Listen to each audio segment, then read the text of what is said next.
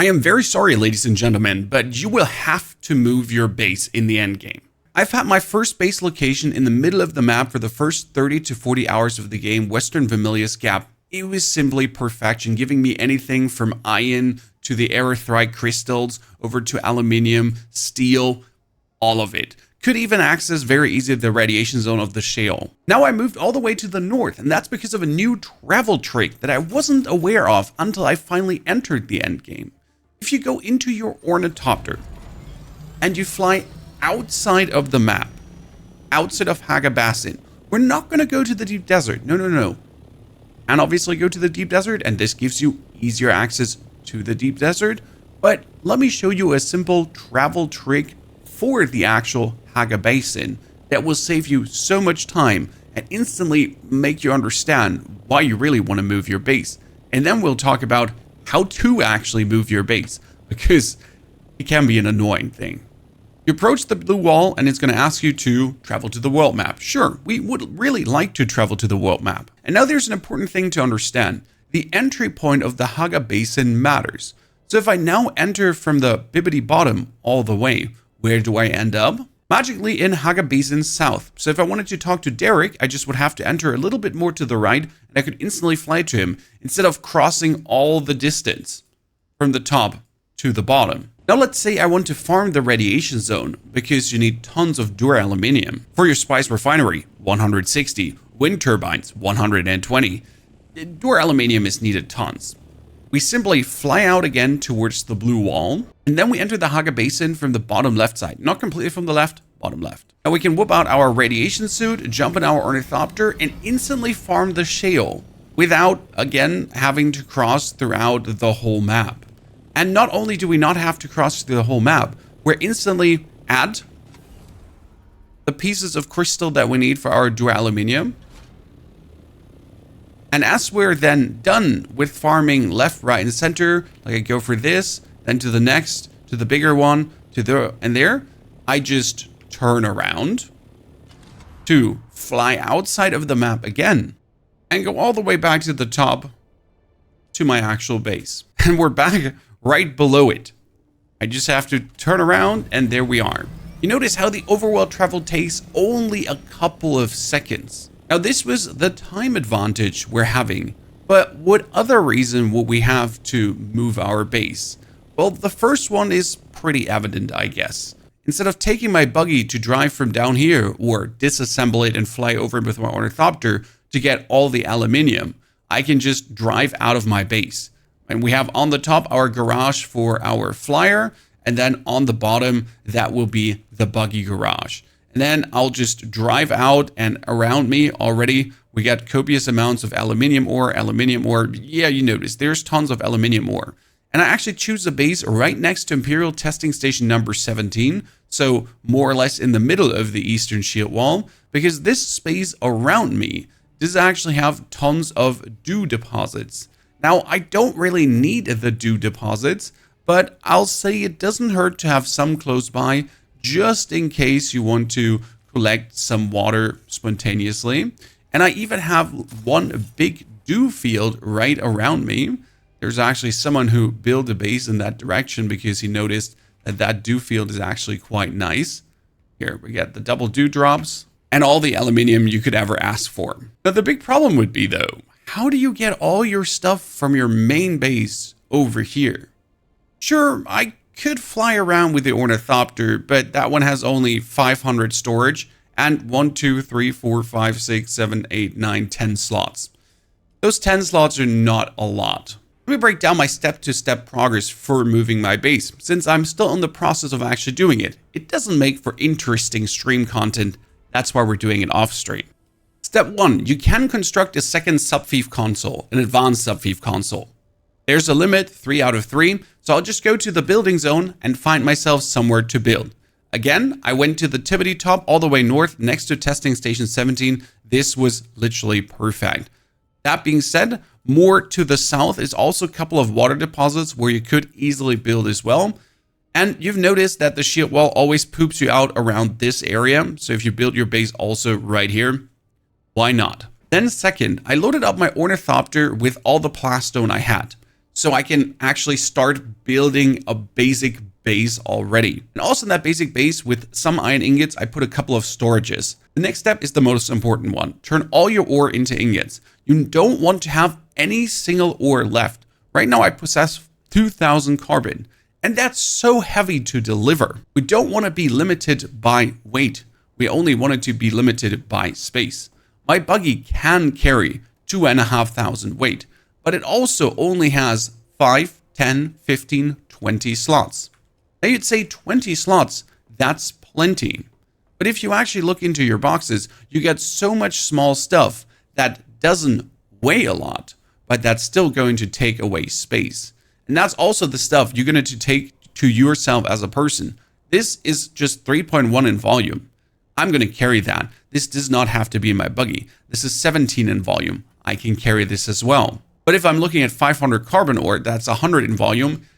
Yeah, my buggy get to carry this. But also, I'd rather transform the carbon ore into actual steel before I travel. Then I'm pretty much going through my storage, select the buggy top left corner, because this is what you can do here, backpack, buggy, sand bike.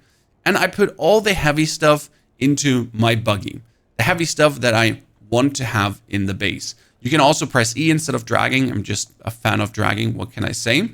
So we're going to load the buggy full with all the heavy stuff. And for myself, because I have so many slots, take the stuff that doesn't weigh a lot, like the servox, the pumps, all these kind of things, right? That I can just easily pull in my inventory. That would be a waste to actually put onto my buggy. And for the love of God, make sure your buggy has enough fuel. Then we're jumping in, and the way we're going to drive is we're going to go up, around, and then past the pinnacle station. You can move through an underpass into your base. I'll show you the drive. Goes relatively quick. And I've actually timed this because I wanted to know how annoying is it to move your base in the endgame. The actual drive took me 3 minutes. That was it. Now you're going to say, wow, that's actually not too annoying.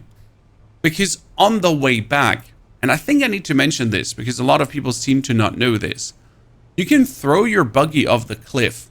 You notice this cliff up there where the lights are shining? That's the way back.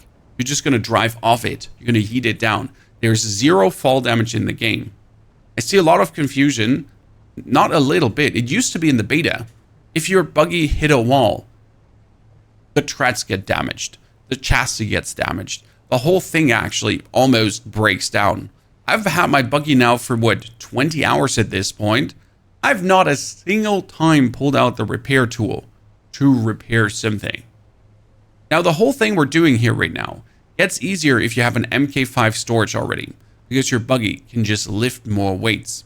That being said, if you really turn all your ores into ingots, there is not more weight you need because you're only transporting the ingots. You've just seen what the heaviest was. That was 500 volume cobalt paste. Now we've almost done the drive.